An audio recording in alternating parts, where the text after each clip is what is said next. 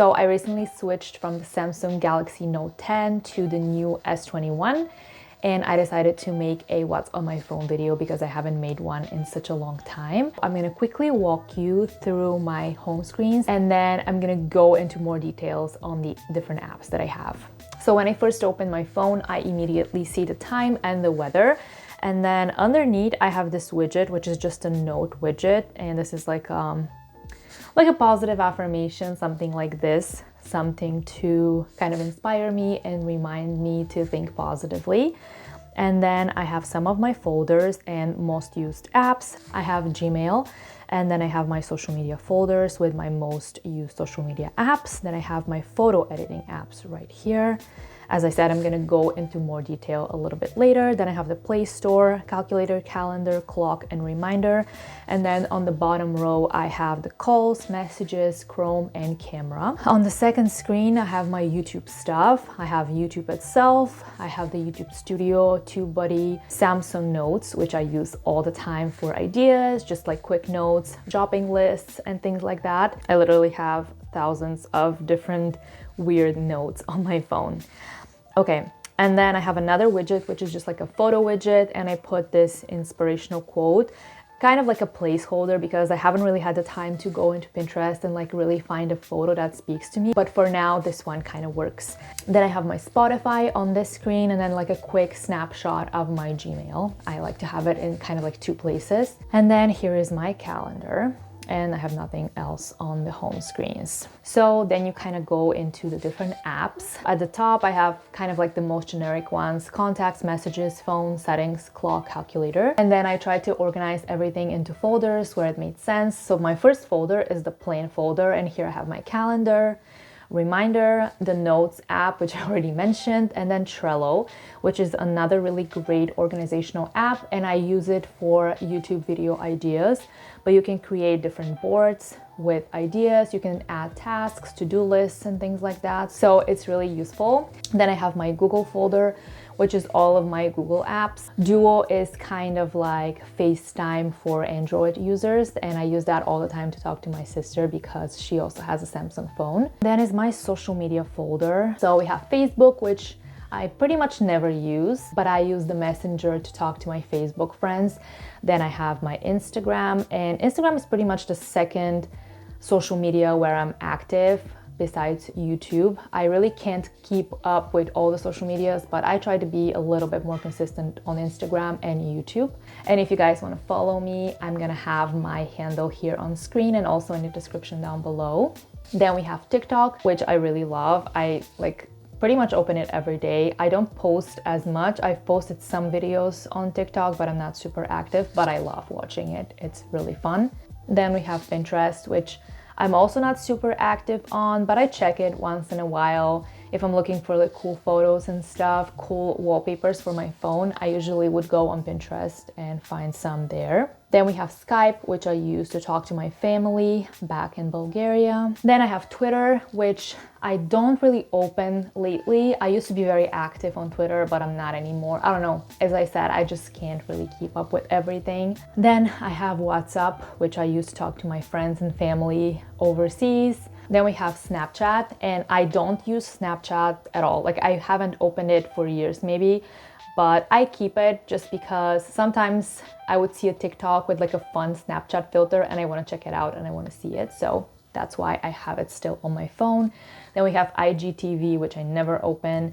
And then there's this app called Milkshake, which is basically like a website for your Instagram, like Instagram bio website builder. And it's really cool. So I'm gonna show you how my website looks. So when you click on my Instagram bio, that's what you see. The first page is just like a promo page for my YouTube channel. I have my most recent videos on here. And then on the second page, I have some other links that I've referenced in some of my posts. So it's really cool. You can obviously like customize it in a million different ways.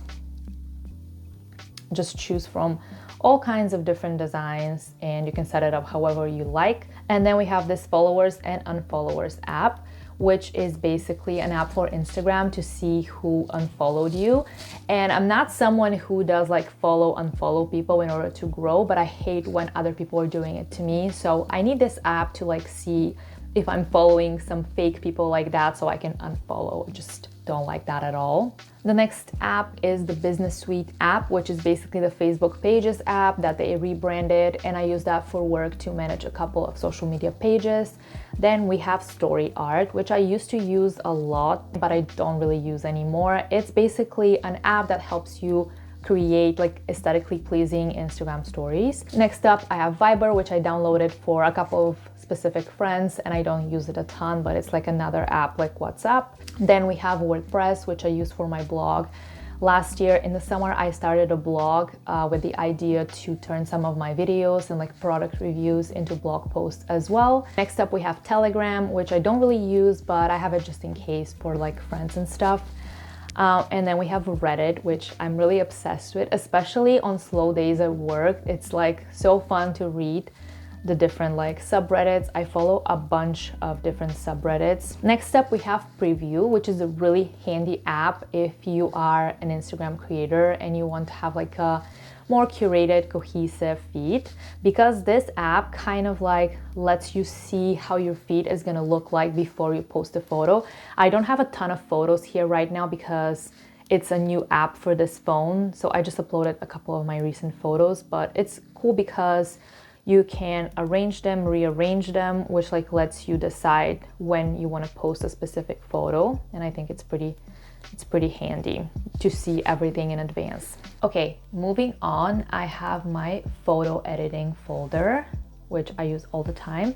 So the first one that I have is my go-to photo editing app, which is Lightroom. But what I do on here, usually use one of my presets and I crop my photos so they look good on Instagram, and that's pretty much it. Then I have Google Photos, which I love because it backs up your photos automatically. You can set it up so that every new photo automatically goes into Google Photos. So I didn't transfer any of my photos from my old device into this one because they were already on Google Photos, and I had a lot of like useless, stupid photos, which I didn't want to like clutter my new phone.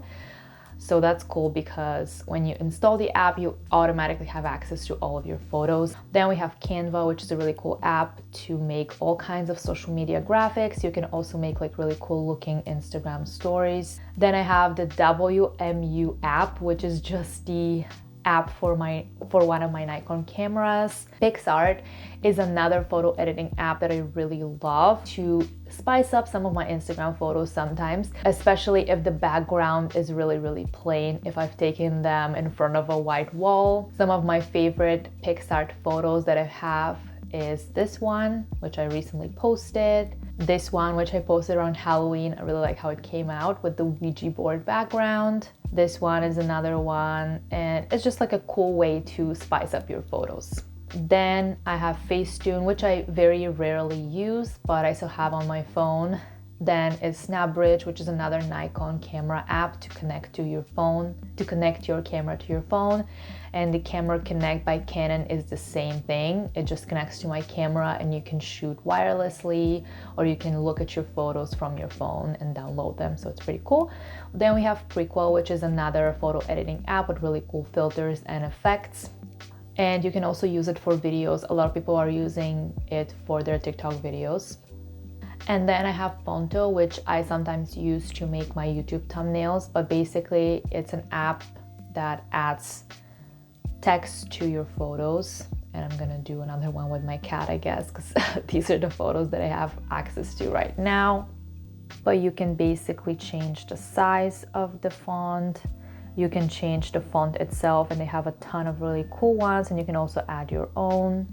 And then you can do things like add stroke to it, add shadows, you can curve it. So that's pretty cool. The next one is my YouTube folder, where I have most of my YouTube related apps. So I have YouTube itself, I have the YouTube Studio, which is an app for YouTube creators to like look at your stats, analytics, things like that. And then I have TubeBuddy, which is another really great app for YouTube creators. It really helps with search engine optimization for YouTube. You can see the search volume, you can see the competition, and you can see like the score for you and how likely you are to rank for a specific word.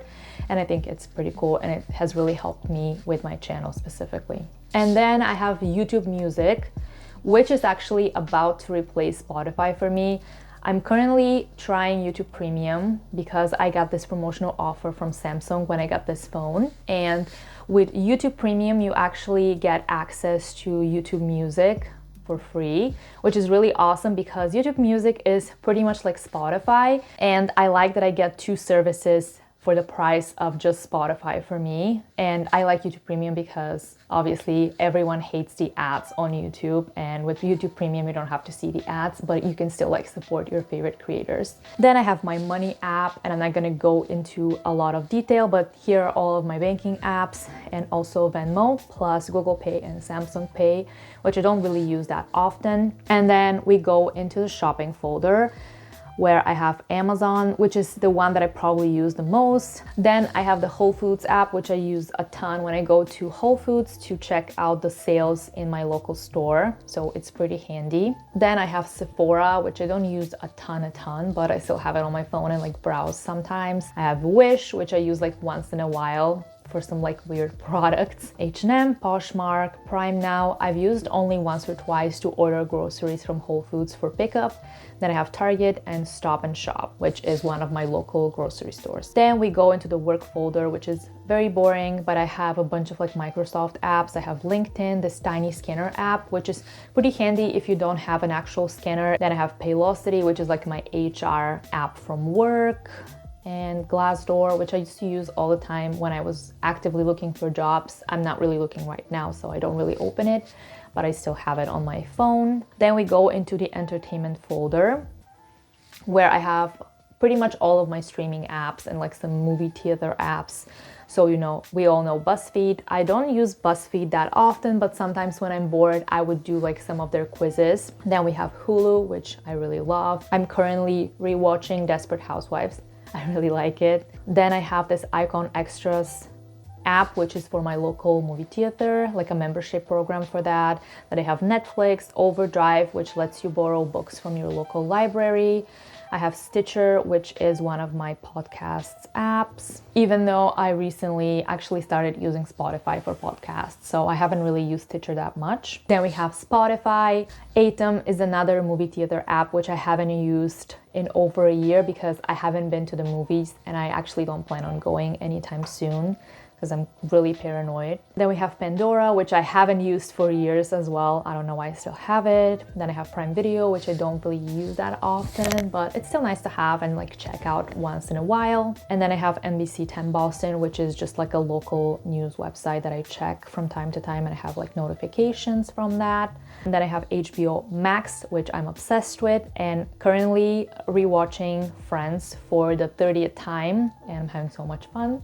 And then I have Discovery Plus because I'm obsessed with 90 Day Fiancé, and I have to keep up with all the spin-offs and special series that they have on Discovery Plus. Okay, moving on, my next folder is Food and Drink, where I have all of my food and drink apps. Next up, I have my health folder, where I have like all my wellness apps. I have Clue, which is my period tracking app. Connect is the app that I use for my activity tracker and to track my calories burned, steps, stress, and just everything in between. Then I have Think Dirty, which is a really cool app that lets you scan your personal care and makeup products to see how good or bad for you they are. You can also search by product name, and they show you the full ingredients of every product and which of them are kind of problematic, which are good for you, so to say.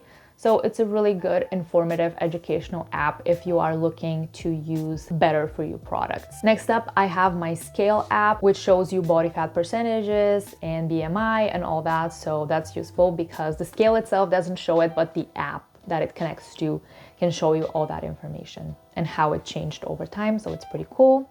It's an Amazon scale, if you guys are wondering. Then I have Soul, which is the app for my elliptical, which I've only used once, and I don't even know how it works exactly. It's really weird, so I don't know. I don't really use it. Then I have this custom interval training timer, which is really cool. You can set up different workouts with different timers within them. If you're doing like high intensity interval training, it's a really cool app. So I downloaded that to do interval training on my elliptical, and it works really well. And then I have this Lose It app, which is the app that I used to use a while back to track my calories, but it's a pretty good calorie tracking app if you are looking for one. Then we have my games folder with a couple of games that I don't really play. I only play this Colorscapes game right now, but I used to play that 2 dots game that's basically connecting dots of the same color. And then my absolute favorite game lately is this Colorscapes game. It's like paint by the number, but like in digital form.